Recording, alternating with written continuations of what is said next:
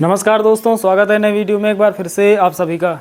दोस्तों सवाल लिखा है यहाँ पर द्विघात बहुपद x square plus 7x plus 12 के शून्य ज्ञात कीजिए और शून्यकों तथा गुणांकों के बीच के संबंध की सत्यता की जांच कीजिए। दोस्तों क्लास 10th के बोर्ड एग्ज़ाम में इस तरह का सवाल 4 नंबर के लिए पूछा जाता है। यहाँ पर हमें दो चीज़ें बतानी हैं। सबसे पहले हमें शून्य ज्ञात करने हैं और उसके बाद शून्यकों और गुणांकों के बीच जो संबंध होता है उस संबंध की सत्यता की जांच भी करनी है। तो चलिए दोस्तों हल करते हैं इस सवाल को। सबसे पहले शून्य ज्ञात कर लेते हैं। तो हमें एक द्विघात बहुपद दिया गया है x square plus 7x plus 12। ये द्विघात बहुपद दिया गया है। इसके बराबर में 0 मान लेते हैं और उसके बाद इसे मान लेंगे समीकरण 1। अब यहाँ पर लिखेंगे समीकरण 1। समीकरण 1 की तुलना ax square plus bx plus c बराबर 0 से करने पर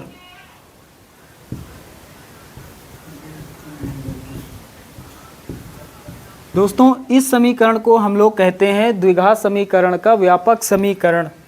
चलिए अब तुलना करके a b c के मान निकाल लेते हैं। तो x स्क्वायर के बराबर है a बराबर कितना हो जाएगा, x स्क्वायर का गुणांक कितना है, 1 है, नहीं दिया गया है गुणांक, इसका मतलब गुणांक 1 है।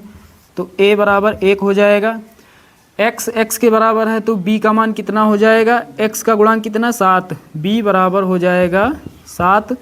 c का मान, अचर पद का मान यहाँ पर कितना 12, c बराबर 12। तो यहाँ पर हमने a b c के मान निकाल लिए हैं।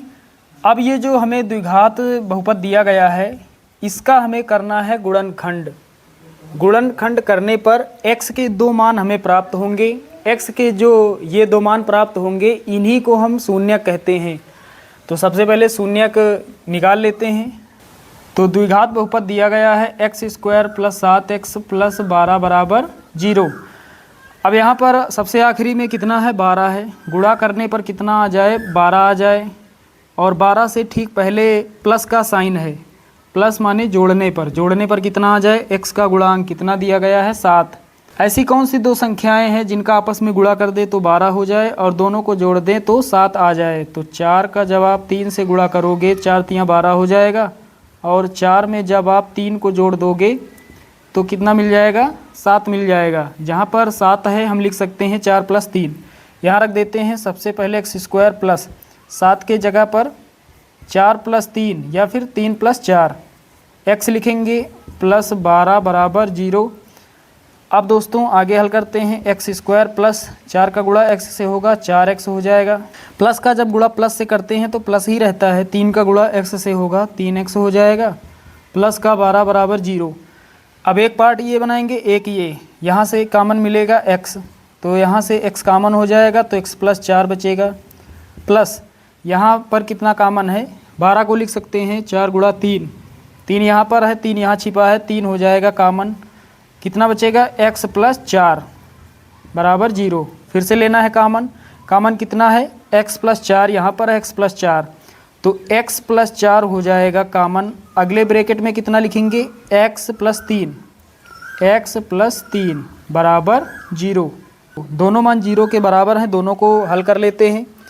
तो x प्लस 4 बराबर 0, x प्लस 4 बराबर 0, तो x बराबर कितना हो जाएगा, प्लस का 4 है इधर आएगा माइनस का 4, तो x का एक मान ये प्राप्त होगा। और x प्लस 3 भी 0 के बराबर है, तो x प्लस 3 बराबर 0, तो x बराबर कितना हो जाएगा, प्लस का 3 है इधर आएगा माइनस का 3 हो जाएगा।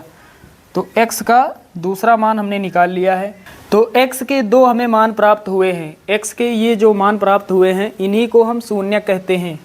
शून्यक हमें प्राप्त हो गए हैं। अब शून्यकों और गुणांकों के बीच संबंध की सत्यता की जांच करनी है। तो यहाँ पर लिखेंगे सत्यता की जांच। तो सबसे पहले शून्यकों का योगफल, तो यहाँ लिखेंगे शून्यकों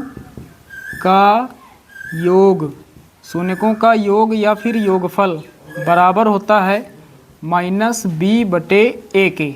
शून्यकों का योग, एक शून्यक है -4 और दूसरा शून्यक है -3।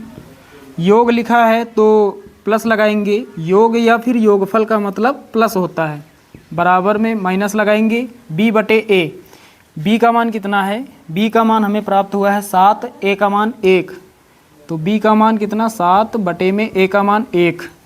अब आगे हल करते हैं, माइनस का 4, माइनस और प्लस माइनस होता है 3 हो जाएगा, बराबर में नीचे का 1 छोड़ देंगे, माइनस का 7, -4 -3 माइनस का 7 बराबर माइनस का 7। यहाँ पर दोनों पक्ष बराबर हैं। अब शून्यकों का गुणनफल ज्ञात कर लेते हैं।